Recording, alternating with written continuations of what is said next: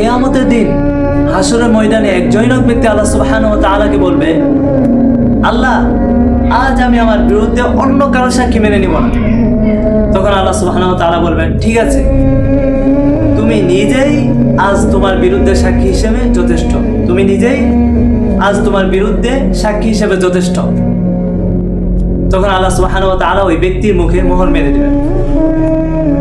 তখন তার অঙ্গ প্রত্যঙ্গগুলো তার কৃতকর্ম সম্পর্কে বলে দিবে। যেমনটি পবিত্র কোরআনে আল্লাহ সুবহানাহু ওয়া তাআলা বলেছেন, হাত্তা ইযা মা জাউহা শাহিদা আলাইহিম সামাউহুম ওয়া আবসারুহুম ওয়া জুলুদুহুম বিমা কানু ইয়ামালুন। চোখ, কান, দেহ, এই অঙ্গ প্রত্যঙ্গগুলো এক এক করে তার কৃতকর্ম সম্পর্কে সব বলে দিবে।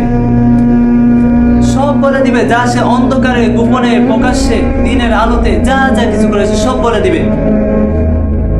তখন ওই জৈনক ব্যক্তি নিজের অঙ্গ প্রত্যঙ্গের প্রতি অসন্তুষ্ট হয়ে বলবে, ধ্বংস হও তোমরা, দুনিয়াতে আমি যা যা কিছু করেছি সব তোমাদের ভালোর জন্যই করেছি, অথচ আজ তোমরাই আমার বিরুদ্ধে সাক্ষী দিচ্ছ। তাই ভাই বলছি, যে দেহকে আমরা আপন মনে করছি, নিজের মনে করছি, এই দেহ একদিন আমাদের বিরুদ্ধে সাক্ষী দিবে, আমাদেরকে জাহান্নামে নিয়ে যাবে। আর এই দেহের সাক্ষী থেকে বাঁচার একটাই উপায়, একটাই পথ, সেটা হচ্ছে গুনাহ থেকে নিজেকে সম্পূর্ণরূপে বিরত রাখা, গুনাহ থেকে বেঁচে থাকা।